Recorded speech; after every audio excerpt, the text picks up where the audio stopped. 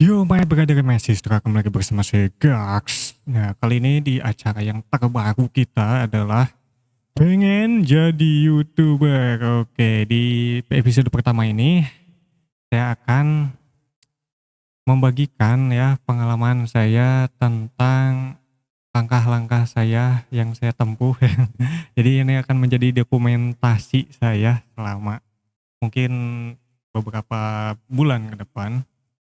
Jadi berawal dari video ini, saya memutuskan langkah pertama saya untuk membuat setup ya untuk menjadi YouTuber. Kita lihat apa sih kata Bang Eno gitu ya. Fungsi sound card itu apa? Sound card itu kayak body kamera. Kalian tahu kan ada kamera DSLR, biasanya tuh ada kamera, ada lensa. Mic ini itu lensanya, body kameranya itu sound cardnya. Jadi akan lebih bagus kalau lu punya sound card. Kenapa? Karena mereka punya dedicated listrik tersendiri. Nah, suara kita bisa masuk dengan renyah sampai ke PC itu karena punya daya energi listriknya itu jadi stabil dan enak. Tanpa adanya sound card yang mumpuni, nah itu suaranya jadi makin kurang oke. Makanya gue selalu bilang kalau lu punya budget buat beli audio, jangan beli mic yang mahal dulu, beli sound card dulu. Sebelumnya kalau kalian sadar, mic gue tuh yang 100 ribuan, yang apa, Tupperware, yang 50 ribu. Nah ini yang dimaksud dengan mic Tupperware yang 100.000 atau 50.000 ini mungkin ya jenisnya itu adalah BM800 atau BM700 lah ya. Kita lanjut aja ya. 100.000, bahkan tuh gue sampai nggak sadar, iya ya, mic gue masih mic murah gitu, mic awal-awal. Tapi itu long time ago pas gue live streaming, gue tuh masih pakai itu Tupperware. Baru sadar banget kayak, oh iya ya gitu loh. Fungsi sound card itu apa? Nah, jadi menurut Bang Eno ini, yang penting itu kita punya sound card-nya. Sound card dulu ya. Apa itu sound card? Sound card itu ya sebenarnya adalah semacam alat untuk menangkap atau mentransmisikan sinyal atau mengamplifikasi lah ya, menambah penguatan sinyal dan yang lain-lain, nambah efek dan yang lain-lain. Dan ada juga yang bisa merubah sinyal analog langsung jadi digital di sound card-nya, tapi untuk beberapa sound card itu tidak gitu ya. Tapi kalau yang saya pakai ini kayaknya ya merubah sinyal analog menjadi digital gitu ya. Nggak tahu. Ya. Nah, dari hasil pencarian saya di internet ya, saya menyimpulkan ya untuk masuk ke budget dan mungkin mempunyai kualitas yang bagus itu adalah soundcard F999X. Nah ini bukan yang F999 aja tapi ada X-nya.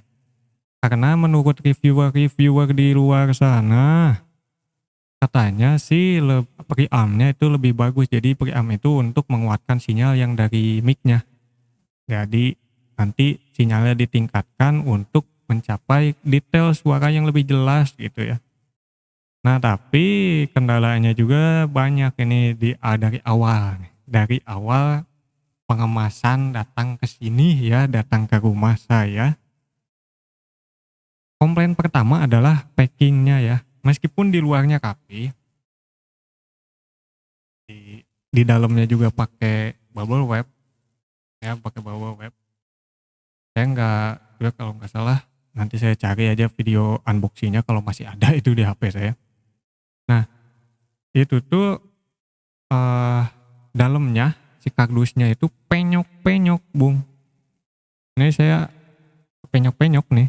Tapi ya untungnya ini mah si soundcardnya itu nggak apa-apa karena mungkin pakai bubble wrap ya. Mungkin penyok-penyok ini tuh untuk ngepres ya buat secure untuk keamanan, tapi ya begitulah ya.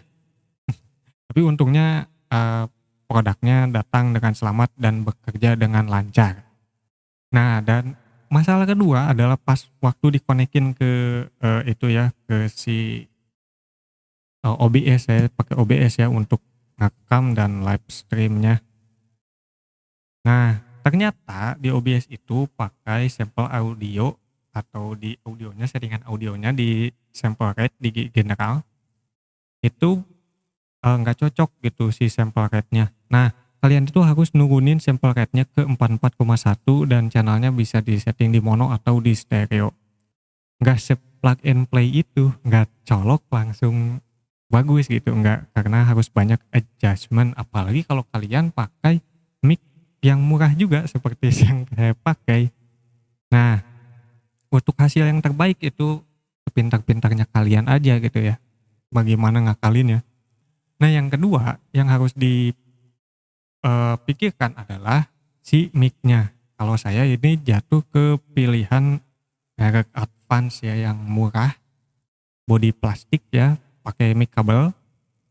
Karena saya itu sedikit latency issue ya, saya itu mempercayai kalau wireless itu latensinya besar. Nah, untuk selanjutnya episode kedua kayaknya saya bakalan ngebahas si mic-nya ya. Mic kapan harus pakai kondenser, kapan harus pakai dynamic. Jadi mic itu ada dua, ada yang kondenser, ada yang dynamic. Nah, kedua-duanya juga bahan yang dibutuhkan dan alat-alat penambahnya juga beda gitu ya.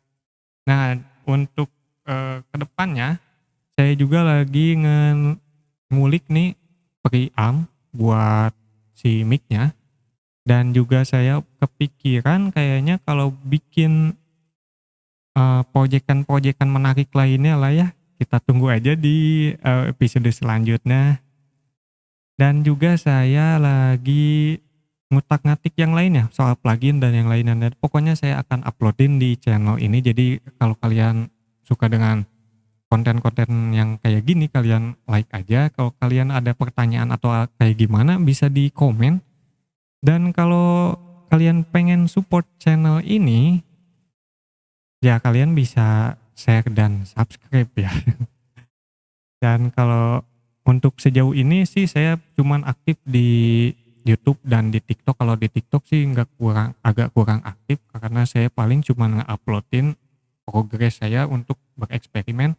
Soalnya saya lagi nungguin Raspberry Pico ya buat proyekan audio. Jadi untuk season pertama ini saya fokus untuk ngotak-ngatik atau bereksperimen dengan audio ya. Pokoknya semurah mungkin dan seminimal budget mungkin.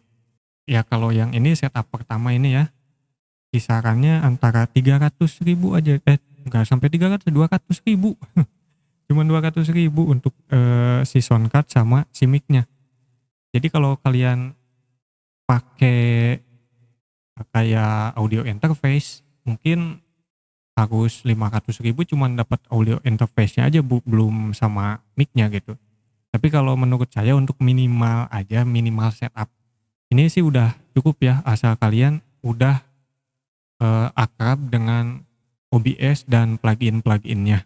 Jadi ya gitu aja, sekali lagi terima kasih sudah menonton dan jangan lupa like, comment, dan subscribe. Dan ketemu lagi dengan saya Gax di pembahasan lainnya dan bye.